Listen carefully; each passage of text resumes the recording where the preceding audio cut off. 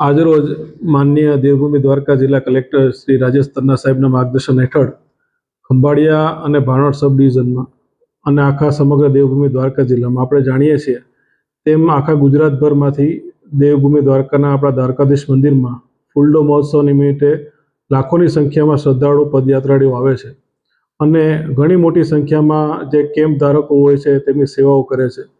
તો આજે માનનીય કલેક્ટર સાહેબના માર્ગદર્શન હેઠળ તમામ કેમ્પ ધારકોની આજે પ્રાંત ઓફિસ ખંભાળિયા ખાતે એક મિટિંગ રાખેલી હતી.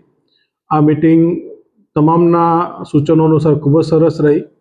મોટાભાગના જે મુદ્દાઓ હતા એ સ્વચ્છતા બાબતેના હતા અને સમગ્ર તંત્ર વતી અમે કેમ્પ ધારકોને પણ એક નમ્ર વિનંતી કરી છે. આ સાથે આવતા તમામ શ્રદ્ધાળુઓને પણ વિનંતી કરીએ છીએ કે આપની પદયાત્રા દરમિયાન આપની આજુબાજુની જગ્યા જે છે એ ખાસ સ્વચ્છ રાખે, પ્લાસ્ટિકનો ઓછામાં ઓછો ઉપયોગ કરીએ.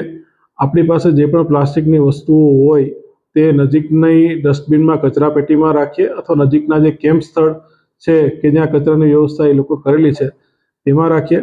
ખાસ કેમ્પ ધારકોને પણ તંત્ર વતી એક ખાસ નમ્ર વિનંતી છે કે આપણા કેમ્પની અંદરની જગ્યા અને આપણા કેમ્પની આજુબાજુની કમસે કમ 1 કિલોમીટરની જગ્યાની સફાઈની જવાબદારી જો કેમ્પ ધારકો સ્વયંભૂ રીતે સંભાળે તો આ ફૂલડોલ મહોત્સવ એના પછી જે ગંદકીનો પ્રશ્ન થાય છે એ મોટા ભાઈ આપણે એનું નિવારણ કરી શકીએ.